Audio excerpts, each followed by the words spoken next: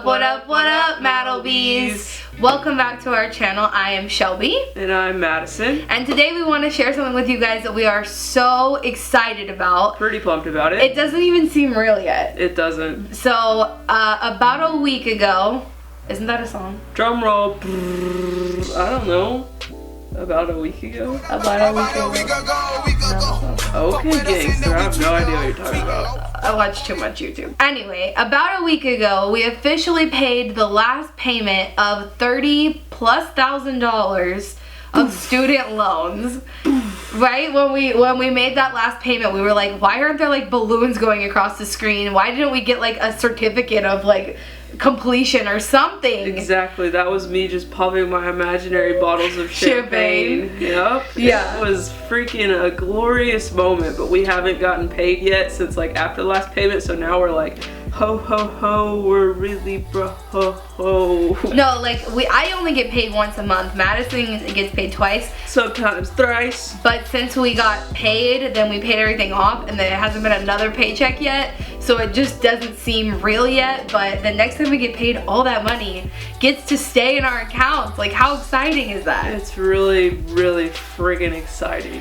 Anyway, so we wanted to talk to you guys about how we paid off over $30,000, but we paid off some of it before the year mark. So we both came out of school with around 17, right? Mm-hmm. So really it's about $34,000, but we were paying for, I guess, probably like 6 months before we got really serious, and we were like, okay, we want this gone before 2018. Mm-hmm. So it's been about $30,000 in a year that we paid off. And we started around January/March of this year, and we just went hard. And so I wanted to give you guys 5 of the essential tips that we did to get there, and we're gonna take turns telling you. But I'm gonna tell you the first one that we did. There's this stuff called a no-buy challenge, and it's seen as a way to save money. It's also things that people that are minimalists do to like not buy additional things in your life, etc. And since we were trying to be minimalist as well as save money, we didn't go on a per se a no buy challenge, but we definitely did something like a no buy anything new challenge. Yeah, for like sure. We would buy stuff secondhand, like at thrift stores or from Craigslist, like when we needed it. But we really didn't buy new things this year. Like, I tried to think about it. We didn't buy anything new. I mean, if food counts as new, like that's everything but consumables. Consumables don't count. But I really stopped and thought about it, and I was like, have we bought anything new this year? I don't think we bought a single thing. Like, I can't think of anything. We literally haven't. If we needed a new shirt for something, we went to the thrift store. If I bought a new bike this year, but it was used. Like, I bought it off of Facebook's marketplace. That's another thing. Like, after this challenge, I think sometimes people will like work their asses off to like pay off something or like save up for something, and then once that's done, like they go back to like their old ways. But because we are minimalists and environmentalists, like that's probably gonna be our path forever now.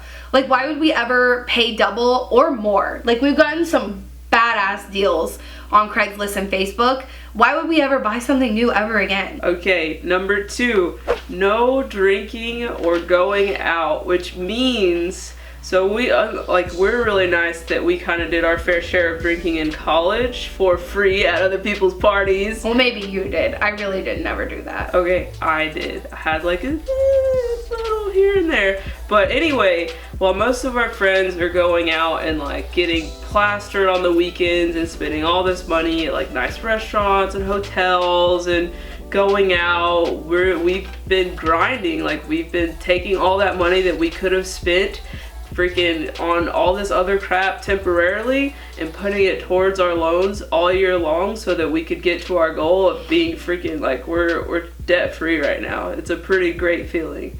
So we couldn't have done that if we were out drinking all the time. Like, dude, alcohol is expensive. Even with specials, like, it just adds up, guys. Like, $8 here, $12 there, then you gotta go eat somewhere, pay for parking, like... Yeah, we had a very minimal social life this year, I would say. Like, we did things for free, like festivals and stuff. With our friends, it was like, hey, let's like get together and play cards at the house, or like, we hey, went to the park a couple times. Yeah, like let's go to the park, let's go swimming at some of the like natural free swimming holes we have in Austin, or hiking. Like, it got us outside a lot more than I don't want to say we're used to, but we've been working a lot because you got to pay for this stuff, right? But it got us outside a lot more instead of like just poisoning our insides, right? So that was good. So then number 3 I wrote down, and I think this one is like super, super important, but it's setting a goal. So I think that if you're just casually saying you want to pay off your loans or casually saying you want to save up money for something, it's not gonna happen, I think. No, like you're totally right. Once you set a goal, it's like, okay, by this date, I'm holding myself accountable to have this goal done. And so like this is our first goal, and now like 2018 is gonna be a super crazy year. We'll keep y'all posted on everything that's that we're gonna accomplish. But having goals, it just helps you get to where you're trying to go. Yeah, so I think we were paying our loans pretty well in January, February, but it was March when we sat down and we said, okay, we have about $15,000 left each. Yeah. And we were like, we've got to make $1,500 payments for the rest of the year to get it done. Yeah. So that's what we did. So we did it. I mean, now we're done. But I think if we were just like, oh, we have this much money and we can have it done whenever it's done, or we could just throw extra money at it whenever we have it, which you never will. I think setting goals and making them a priority is how you get it done. Like you say, this amount of money will be done by this date, and you make it happen. And that's your first priority, not your last. Paying your bills first instead of waiting until you have extra money to pay them, I think that's how you get it done. I don't think it works any other way. Yeah, and I totally want to throw in just this side note of a lot of millennials think like, hey, I have all these loans, like, so I'm not going to get started on my financial future as far as the 401k option that's available to you that you like get started with in your initial career. Yeah, and like an emergency fund or anything like that. Like we had our emergency fund saved up. And then we were like, okay, we're doing 10% in our 401k because the earlier you can start, the better. We've been doing that all year, but then still having your priorities lined up to where you're gonna get this goal that you've set done financially, and you're gonna be done by the end of this year. So I also want to mention that like we don't make a lot of money. No, we don't. Like I don't want to tell you guys exactly what we make, but together we don't make over 6 figures. Like we're well under 6 figures together. Yeah, so we don't make a lot of money, but I guess you can do the next one, which was our bills. I guess real quick, I'll start it off, is that when we started doing this, we didn't look at bills as like, okay, this is how much rent is in Austin and that's what we're gonna do. We didn't look at our phone bill and say, okay, my phone bill is X amount, I have to pay it. Every bill we have, we thought about it and we tried to get it as low as we possibly could. Yeah, so what we did, which I can't even say we, because really it was Shelby. She's the planner, so she looked into like where we were gonna live.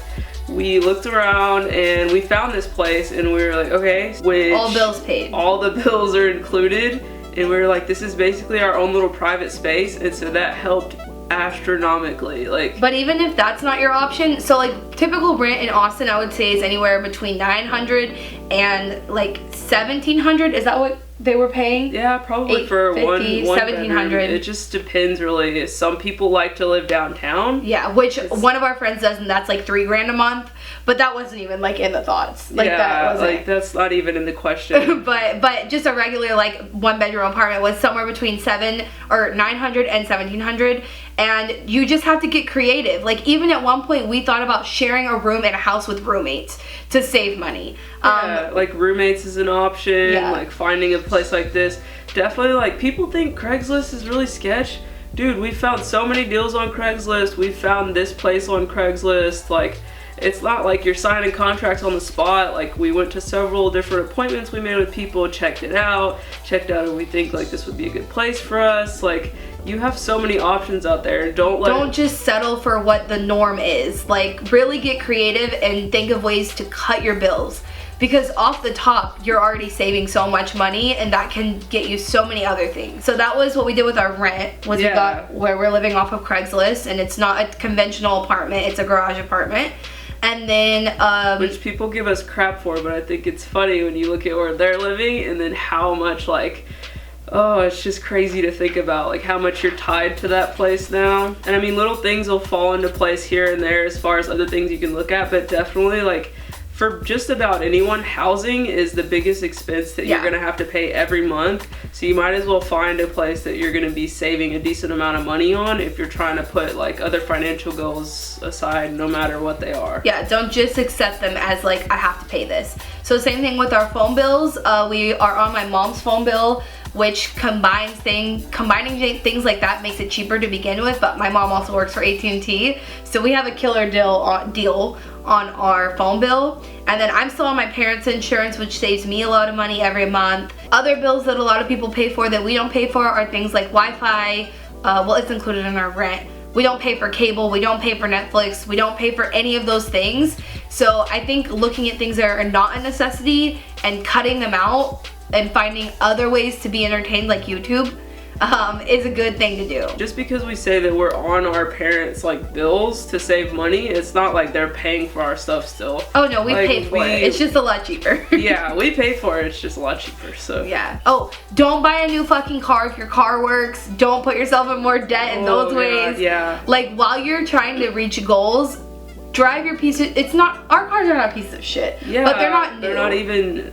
They're not even like, they're perfectly, I can get several more years out of my car, you know? Just, in our experience, a lot of our friends who got their first jobs went and got themselves a car note. And it's like, come on, now that you're like bogged down with $30,000 that you freaking owe. Yeah. When your car that you were driving works just fine, but I mean, if that's what you want, right? But you're not going to be able to hit some of these other goals that you're going to want to accomplish if you've got freaking $30 loan now. On top of average millennial debt is like $40K out of college. Like, yeah, it's about priorities. Guys, you gotta have your priorities in line though. I think the last thing I'll say is that a lot of these are tricks and tips that are a little bit different than most people do, because a lot of people will tell you to like get on a budget, cut this, cut that, all these things. We still allow ourselves luxuries like going out to eat. That's probably our biggest luxury. Guys, like if we could have cut down on that order, like we would have saved so much more money. Yeah. But since which is a goal for the new year. Yeah. Eating out a lot less. Definitely. Since we've been ordered to manage our other like goals financially and bills so well, we've had additional money and we could have saved a lot more. But it's also been kind of nice to have the luxury, like she was saying, to be like, hey, I don't feel like cooking, hey. And what we're working with is like a freaking toaster oven and a 2-burner stove, which works when it wants to. We cooked really good on that thing though before we started. Cooked. The problem is which relates to number 5. So number 5 is like a lot of people tell you like budget and do this and do that. But the real thing here is you need to earn more or you need to spend less. And the best thing you can do is both, which is what we did. So you guys know I have a main YouTube channel. I earn a little bit of money from AdSense on that, but I do sponsorships and I do affiliate links and stuff like that is my extra income I get every month.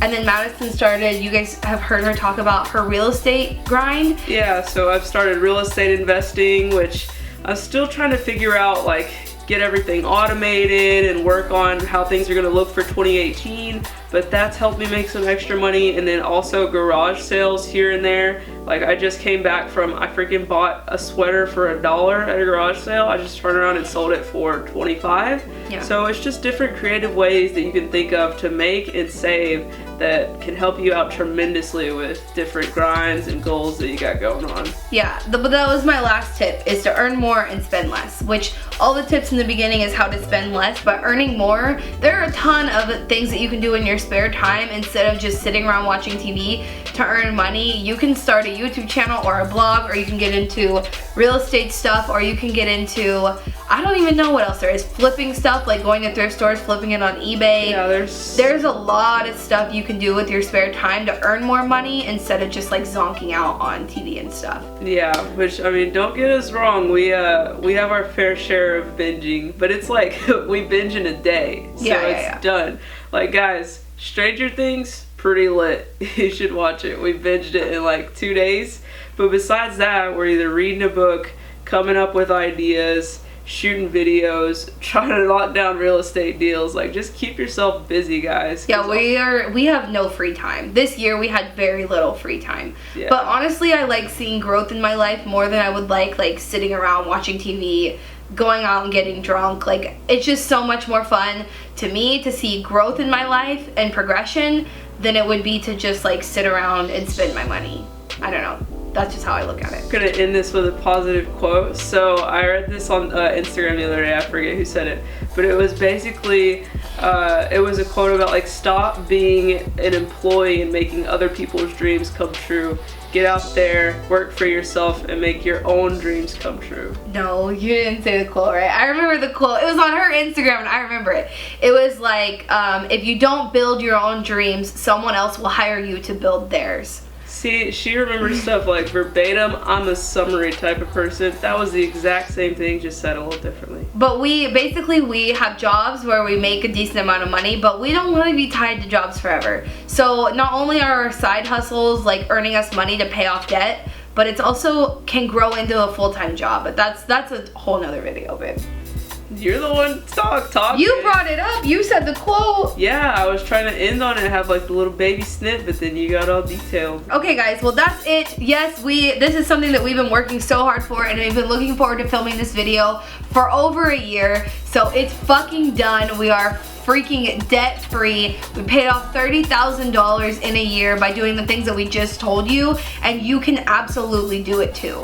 Yep. Like I said, we don't make a ton of money, and we also spend money on, like, a lot of my YouTube money goes into my channel, so it's not really even like we earn a lot more money in that way. And we have savings accounts and stuff like that, so it didn't all just, not like we make a ton of money and that's how we were able to do it. It's absolutely not that. We set a goal and we made it happen. Yeah. So. Because I mean, even if you make XYZ amount, triple dipple, whatever figures, like, people in America still have a problem with consuming. Yes. Like, I personally know someone who makes 6 figures but cannot get their crap together, so they're always broke, which is like, how are you broke when you make this much amount a year? It's just because they're not prioritizing things as they should. Alright guys, well that's it today. So thanks for watching. Share this video with anyone in your life who needs to pay off debt or save money for something or wants financial freedom, because we're gonna make it happen. 2018 is our year. Catch you later, Maddlebees.